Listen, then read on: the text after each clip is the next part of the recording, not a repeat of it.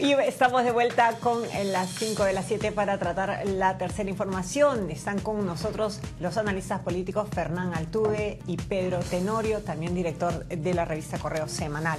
Bien, la tercera información está referida a las declaraciones que ha dado el presidente del Congreso, Daniel Abu Gataz, respecto a que están elaborando un proyecto que permita calificar de traición a la patria a aquellos que estén involucrados en actos de corrupción relacionados a la compra de equipos o recursos para la defensa, equipos o recursos militares para la defensa de nuestro país.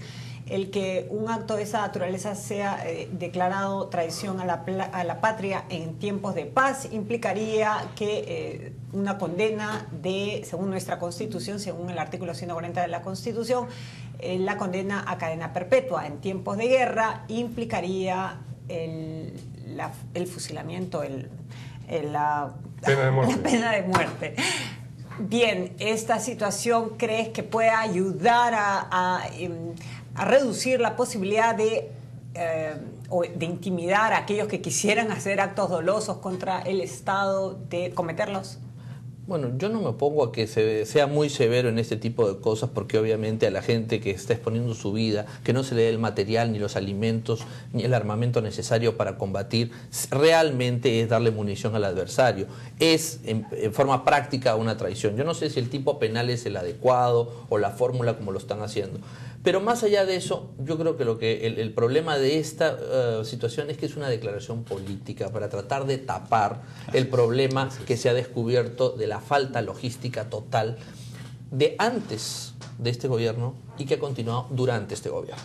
Entonces, es simple y llanamente hacer eso, hacer una declaración. Hemos escuchado cientos de declaraciones de ese tipo y a la hora de la verdad no se manifiestan en una ley real ni nada. Entonces, hoy día ganan la situación, la gente se queda con la idea de que lo que pasó con los alimentos malogrados se va a corregir y después pasan 3, 4, 5, 6, 7, 8 meses o un año y volvemos a la misma situación. Entonces, estoy de acuerdo con que sea muy severo, pero ojalá sea una cosa real y no simplemente para tapar hoy día un problema de una cortina de humo, ¿no? Pero además, esta es una iniciativa de Daniel Abu Gataz en particular, ¿no? De la bancada, entiendo, de Gana claro. Perú. De manera que daría aún más la impresión de que es un esfuerzo por desmarcarse de lo que está ocurriendo individualmente y quedar en mejor posición. Evidentemente, si él estuviese aspirando, ya fuese a una reelección en la presidencia del Congreso o al premierato, pues este es como decir, bueno, fíjense lo que está pasando, pero yo constituyo una figura distinta dentro de este cuadro. Sí, sin duda él es quien busca capitalizar con la presentación de este proyecto de ley el tipo de respuesta política que tú has descrito. Sin duda el documento requiere para su presentación el apoyo de otros congresistas y aparecen pues la vicepresidenta Marisol Espinosa y otros miembros de la bancada suscribiendo este proyecto, pero además de considerar que hay mucho de oportunismo político, sin dejar de lado la necesidad de que se combata la corrupción, este es un caso de oportunismo político, porque es una reacción a las noticias que hemos estado comentando aquí en este set hace una semana. Claro, los chalecos y las raciones en particular. Por ejemplo, pero además, los fusiles. Además, lo que desincentiva la práctica de un delito es que la sanción sea efectiva. Es decir, que las leyes pueden dictaminar penas de 20, 30 años, pero si nunca se castiga a nadie, como ocurre en este país, donde no tenemos noticia de que se haya metido preso en los últimos 15 años, 12 años, digamos, algún general o mando militar por el tema de raciones, por el toma de pertrechos, por el tema de la gasolina. O sea, si no ha ido nadie preso con las leyes que ya tenemos, ¿qué nos dice que esto va a ocurrir efectivamente cuando se eleve, ¿no es cierto?, la cantidad de años que podría ir alguien a prisión? Quienes tienen que hacer su trabajo aquí son la Contraloría y también los órganos de control interno del Ministerio de Defensa o quienes estén involucrados, Ministerio del Interior, en la compra. ¿Cuántas veces hemos discutido públicamente asuntos como el de los patrulleros, las bombas lacrimógenas, temas que lo de la gasolina, tanto en la Fuerza Armada como policial? Y sin embargo, quienes egresan de las escuelas de oficiales hoy en día saben, y eso es algo muy lamentable, y sin duda quieren luchar contra ello, que mientras sean capitanes no les va a tocar mucho, pero cuando sean comandantes ya recibirán su dotación de gasolina y cuando sean generales les construirán su casa. Eso hay que desterrar antes necesariamente que estar apuntando a normas que, y aquí Fernán como abogado sin duda conoce mejor, el castigo penal tiene que guardar una proporcionalidad también con el delito que se busca sancionar. No por establecerle pena de muerte a todo, vamos a acabar con el delito en el Perú el día de mañana. Y te digo una cosa, si ni el caso de Ariza, que es un caso de traición evidente, tiene una sanción de esa magnitud, entonces estamos hablando que para un caso que es diferente, poner esa pena equivalente, entonces estamos haciendo una declaración política. Aquí eso es lo que se está viendo y lamentablemente termina, ojalá que no sea así, manoseándose el tema realmente de que los chalecos, de que la comida, que gracias a Dios fue descubierta por la Contraloría, porque los órganos de inspección de las Fuerzas Armadas, para ellos no ha pasado nada, las armas. Entonces, ¿dónde estamos? Si la Contraloría no sacaba la comida no nos enterábamos nunca. Ahora, perdón, un minuto. Ellos dicen que no hay ningún problema con el tema de la comida. Ok, ¿dónde está el vocero de la Fuerza Armada del Ministerio que nos explique con elocuencia y con pruebas que esto no es como lo ha presentado la prensa, ¿no es cierto? Pero lo ha presentado la Contraloría. La Contraloría, la prensa solamente se ha Claro, hecho no, eco. ellos dicen que... Pero claro, si ves el video de la Contraloría, es muy chistoso porque hacen una descripción del momento en que abren el sobre y el olor y el sabor, pero claro, no nos cuentan si eso fue un laboratorio, si efectivamente se probaron una serie de datos que en ese momento se hicieron públicos. Simplemente me pongo un minuto en el lado de la Fuerza Armada para que no se piense que esto es un cargamontón, ¿no? A lo loco. Pero ¿dónde está pues la explicación que nos permita como ciudadanos pensar que efectivamente allí hubo mucho ruido y hay pocas nueces? Parece que no, parece que efectivamente hay algo que se tiene que Ahí no hubo el comunicado. Ahora, con tantos actos de corrupción que hubieron, sobre todo pues, en el régimen de Alberto Fujimori, y que ya están condenados y encarcelados, y con algunos signos que ha dado este gobierno, por ejemplo, la creación de la comisión para la compra de pertrechos militares o situaciones, armas, y en fin, los diferentes equipos para la defensa. Y bueno, estas manifestaciones no son justamente el tipo de mensaje que se quiere dar de que, bueno, no se puede resolver este tipo de situaciones de la noche a la mañana, pero se está en el camino, digamos, correcto.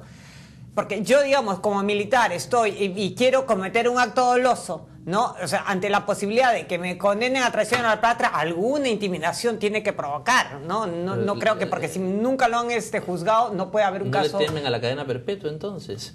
O sea, yo creo que la sanción no es el problema. Yo creo que el problema es que hace 10 años en este país los actos de corrupción vinculados a la Fuerza Armada no tienen, como ha dicho Pedro, no tienen un ministro, no tienen un general que haya ido a la cárcel.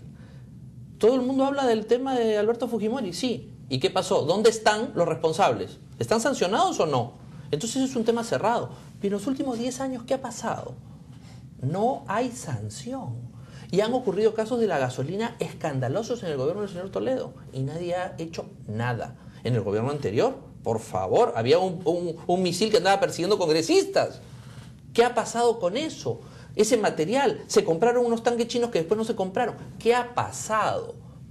10 años. Camiones portatropa, hemos tenido cada 6 meses un escándalo de esa naturaleza. Bueno, entonces, ¿cuál es la propuesta? ¿Qué es lo que se tiene que hacer para demostrar que se está en el camino, que se quiere solucionar? Buscar los responsables de todos esos actos, porque hay un catálogo. Claro, que el Estado demuestre que puede sancionar, investigar objetivamente y sancionar, para que luego, si aún así se reiteran ese tipo de delitos, conductas, buscar una graduación de pena mayor que precisamente combata el punto que tú señalas, el tema de cohibir que alguien incurra en estos hechos. Pero este tipo de anuncios rimbombantes se parece mucho a una propuesta anterior que el Congreso también ha querido elevar de la imprescriptibilidad de los delitos de corrupción. Es decir, el que incurre en este tipo de delito se le puede perseguir por el resto de su vida.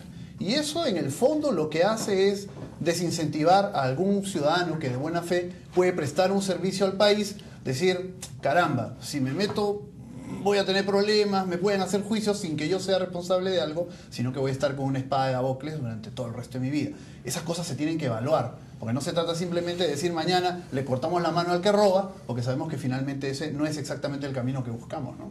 Ahora, esta declaración del presidente del Congreso, seguida por algunos otros congresistas, como tú has mencionado, Pedro, se parece a lo que han dicho Rosa Mavila y Javier Descanseco en el sentido de que también se desmarca de la posición oficial, también pretende hacer, digamos, una tiendita aparte, ¿no? ¿Qué cosa va a ocurrir con la bancada oficialista a raíz de todas estas todas estas resquebrajaduras, digamos. Bueno, lo que se está viendo es que conforme también se acerca la temporada de elección de renovación de la mesa directiva, sí, que no solamente son las vicepresidencias que están en juego, sino comisiones y cargos y privilegios que se reparten entre los parlamentarios.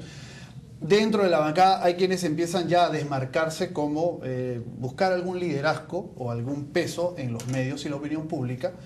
Esto sin duda responde a una necesidad de Daniela Bugatas de lavar su imagen y mejorar de cara hacia afuera, pero también hacia adentro. Es decir, demostrar que en su bancada hay alguien que plantea este tipo de medidas que pueden no necesariamente ser bien vistas en este momento por el Ejecutivo, pero que tiene la voz fuerte como para hacerlo, ¿no? E igual intentará hacerlo seguramente Freddy Otárola y la propia Marisol Espinosa, que son quienes están en carrera, ¿no? Pero me parece que siendo un énfasis como el mediático, como el de Mavil o Díaz Canseco, Mavil y Díaz Canseco están en otro juego, que es en el de tantear hasta qué punto pueden armar una bancada que aún se diga respetuosa o dispuesta a apoyar iniciativas del gobierno, pero claramente ya no dentro de Gana Perú. Bien, es momento de hacer una pausa en las 5 a las 7, pero volvemos de inmediato con las dos restantes informaciones.